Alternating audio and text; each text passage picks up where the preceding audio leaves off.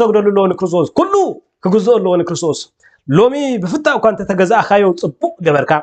ሕራይ ገበርካ ግርም ገበርካ ሎሚ ብፍታው እኳ ንክርስቶስ ጎይታ ኢኻ ንስኻ መድሓኒየ ኢኻ ንስኻ ንጉሰ ኢኻ ንስኻ ክብረ ኢኻ ንስኻ ኣኽሊለ ኢኻ ንስኻ ኢልካ ፍግም እንተበልካሉ እንተሰገድካሉ እንተዘመርካሉ ጎረሮኻ እንተሰሓልካሉ እንተመስከርካሉ ህይወትካ እንተነበርካሉ ንዑ ግርም ትገብር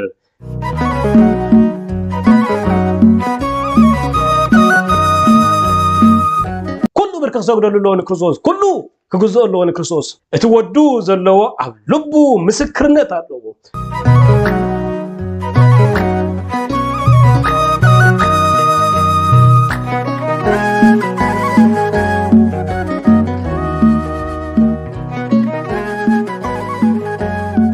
እቲ ክርስቶስ ዘለዎ ኣብ ህይወቱ ህይወት ኣለዎ ምክንያቱ ህይወት ኣብ ክርስቶስ ስለዝኾነ